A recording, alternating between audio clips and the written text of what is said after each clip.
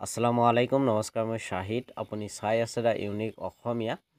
আজিৰ এইটো ভিডিঅ'ত মই আপোনালোকৰ সৈতে আলোচনা কৰিম এডিআৰইৰ গ্ৰেড 4 ৰ সিলেবাস সম্বন্ধে ইতিমধ্যে এডিআৰইৰ ফালৰ পৰা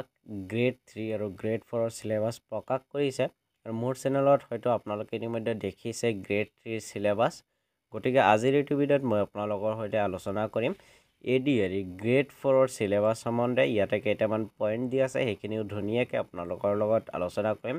যদি এইটো নোটিছৰ পৰা আপুনি কিবা বুজা নাই ধুনীয়াকৈ এইটো ভিডিঅ'ৰ পৰা বুজিব পাৰিব গতিকে ভিডিঅ'ৰ মাজলৈ সবিশেষ আগবাঢ়ি যোৱাৰ আগতে মই আপোনালোকক অনুৰোধ জনাম যদি আপোনালোকে এতিয়ালৈকে মোৰ চেনেলটো ছাবস্ক্ৰাইব কৰা নাই তেতিয়াহ'লে এতিয়া মোৰ চেনেলটো ছাবস্ক্ৰাইব কৰি বেল আইকনটো প্ৰেছ কৰি দিয়ক যাতে মই আগলৈ এনেকুৱা ধৰণৰ ভিডিঅ' আপলোড কৰাৰ লগে লগে আপোনালোকে ন'টিফিকেশ্যন পাই যায় এতিয়া হওক কোনো সময় নষ্ট নকৰাকৈ আজিৰ ভিডিঅ'টো আমি আৰম্ভ কৰোঁ আপোনালোকে যেনেকৈ গ্ৰেড 3 পোষ্টৰ কাৰণে গম পাইছে যে তাতে তিনি ধৰণৰ ক্যাটাগৰী থাকে এটা হ'ল ডিগ্ৰী ক্যাটাগৰী অৰ্থাৎ বেচেলৰ ডিগ্ৰী ক্যাটাগৰী এটা হ'ল হায়াৰ সেকেন্ডাৰী ক্যাটাগৰী আৰু এটা হ'ল ক্লাছ 10 ৰ ক্যাটাগৰী ইয়াতেও গ্ৰেড 3 ৰ কাৰণেও দুই ধৰণৰ ক্যাটাগৰী থাকিব এটা ক্লাছ 8 লৈকে পঢ়াৰ এটা ক্যাটাগৰী আৰু এটা ক্লাছ 10 লৈকে পঢ়াৰ ক্যাটাগৰী আৰু ইয়াতে আইটিআই সাৰ্টিফিকেট যিহতৰ আছিল সিহঁতক ক্লাছ 10 লৈকে পঢ়া ক্যাটাগৰীত অন্তৰ্ভুক্ত কৰা হৈছে তাৰ পিছত ইয়াতে কৈছে সিলেবাসটো কোন ক্লাছৰ সিলেবাসটো ফলো কৰিব লাগিব ইয়াতে যিসকলে ক্লাছ 8 লেভেলৰ দিব তেওঁলোকে ক্লাছ 8 আপ টু ক্লাছ 8 লৈকে যিখিনি সিলেবাস আছে সেইখিনি পঢ়িব লাগিব সেইখিনিৰ মেথছ বিলাক চাব লাগিব সেইখিনিৰ সোশ্যাল সায়েন্স চাব লাগিব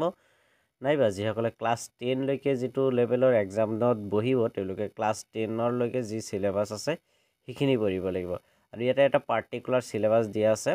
ইয়াতে সিলেবাস দিছে ইংৰাজী থাকিব তাতে সোশ্যাল স্টাডিজ থাকিব তাতে ম্যাথমেটিক্স থাকিব তাতে জেনাৰেল নলেজ থাকিব আৰু mental ability and logical reasoning এই পাঁচটা ক্যাটাগৰীৰ প্ৰশ্ন থাকিব তো সেই পাঁচটা ক্যাটাগৰীৰ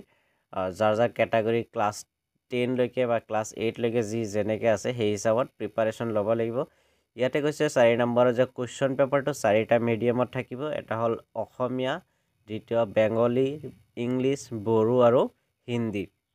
এই পাঁচটা বিভাগত বা পাঁচটা ল্যাঙ্গুৱেজত কোৱেশ্চন পেপাৰটো থাকিব 5 নম্বৰ পইণ্টত কোৱা হৈছে যে তাতে সৰ্বমুঠ 135টা মাল্টিপল চয়েস কোৱেশ্চন থাকিব অৰ্থাৎ এডিআৰইৰ ক্লাছ 4 অৰ্থাৎ গ্ৰেড 4 পোষ্টত 135টা এমসিকিউ থাকিব প্ৰত্যেকটো কোৱেশ্চনৰে 1 মাৰ্কে থাকিব অৰ্থাৎ 135 মাৰ্কৰে এক্সাম হ'ব আৰু ইয়াতে টোটাল টাইম দিয়াব 2 ঘণ্টা 30 মিনিট অৰ্থাৎ 150 মিনিট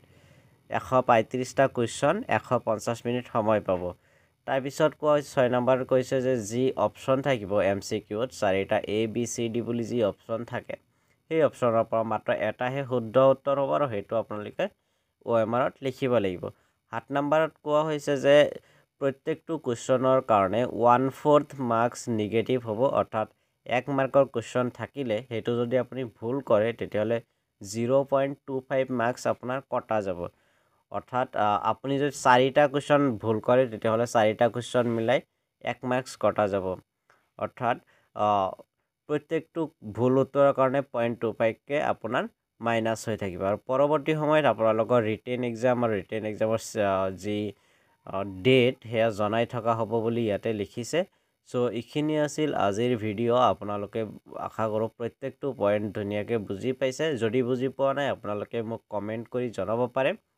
আৰু ভিডিঅ'টো যদি ভাল লাগিছে ভিডিঅ'টো লাইক কৰিব শেয়াৰ কৰিব লগতে মোৰ চেনেলটো যদি ছাবস্ক্ৰাইব কৰা নাই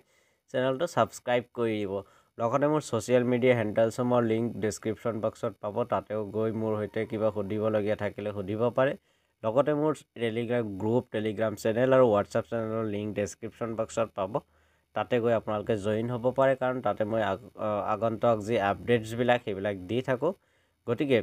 তাতেও আপোনালোকে সেই আপডেট বিলাক পাই থাকিব ভিডিঅ'টো শেষলৈ চোৱাৰ বাবে আকৌ এবাৰ আপোনালোকক বহুত বহুত ধন্যবাদ জয় অসম জয় হিন্দ